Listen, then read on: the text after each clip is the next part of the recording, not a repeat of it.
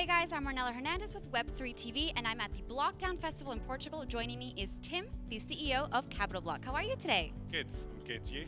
I'm great. Thanks so much for joining me. I wanted to learn a little bit more about Capital Block and what you guys do. So we are a Web3 creative and strategic agency. So we help brands like McLaren, Binance, Cristiano Ronaldo, Tezos build long-term strategic strategy, and then also create those creative concepts around our strategic thinking. So we've launched a couple of big sports NFT campaigns recently, and helped our clients kind of monetize and think for the long term of how to implement Web3 into their business. Okay, those are some big names that you work with, Cristiano Ronaldo. So how is that? What does it look like working with him in Binance and launching that NFT collection? Yeah, it's amazing. I mean, he's the biggest athlete on the planet, depending on who you support and what have you. But yeah, it's been great. It's been a challenge because you've got to remember a lot of Ronaldo's fans are Web 2 fans, and then Binance is very Web 3, so very crypto. And the NFT campaign is sold directly on Binance.com on the marketplace. So there was a big education piece that we had to do about bringing fans from a Web 2 sports world into Binance, because the first thing you see is all these green and red numbers up and down, blah, blah, blah, and people can be overwhelmed. So there was a lot of education about trying to onboard his fans into that Web3 world. So it's been a challenge for sure.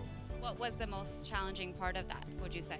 I think it's just trying to get fans to understand how to purchase these NFTs, because you have to buy BNB, you have to open up a Binance account. So I think that's really been the challenge. Too many steps, right?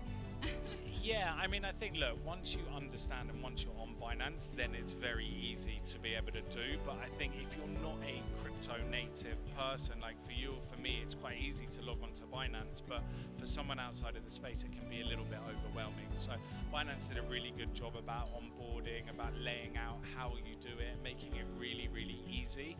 But there's still a little bit of a barrier to overcome. But Binance did a great job in doing that, and we sold out our first NFT campaign with him back in November with over 10,000 NFTs. So yeah, it was super successful.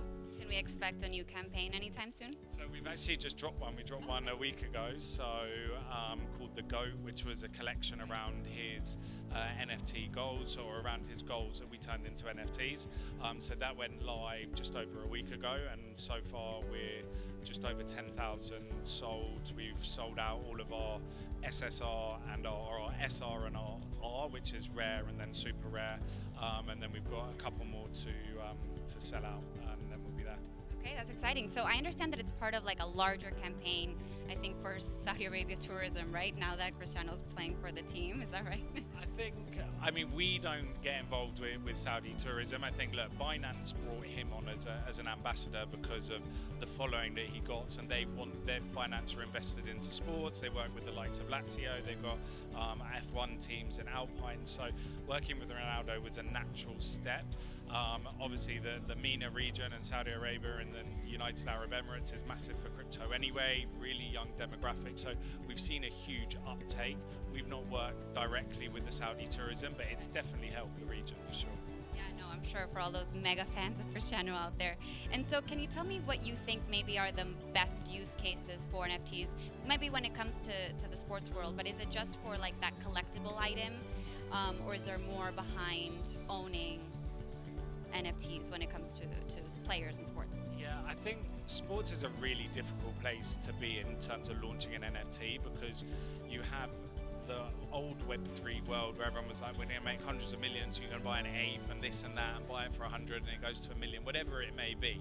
I'm over exaggerating. That's over now? In sports, it should never existed in that space, because you're trying to implement a Web3 audience for apes and punks to a sports audience, and they're completely different people and different demographics. So I think if you take McLaren, for example, they've done their NFT drop where we've had over 2 million claims and it's been free.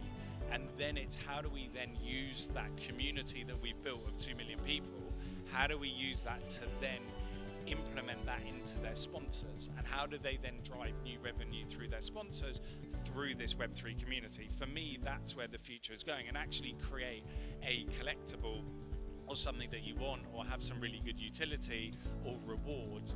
But even then, if you're constantly rewarding, there gets to a point where you plateau.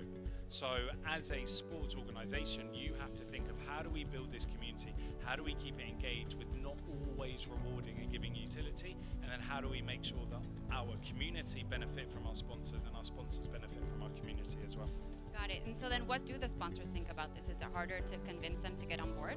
I think it's actually easier for them to get on board when they're attached to a piece of IP, like a McLaren or like a Cristiano Ronaldo or a football club. It's easier for them to get attached to that than it is for them, for a Coca-Cola or a Pepsi, just to go out and launch it on their own, because you're connecting with their fans and then you're leveraging their IP. And so let's say McLaren are benefiting from the audience of, let's say, Richard Mille watches, but then the Richard Mille are benefiting from the audience of McLaren, so it's kind of combined. So I think that's the way that brands need to be approaching this.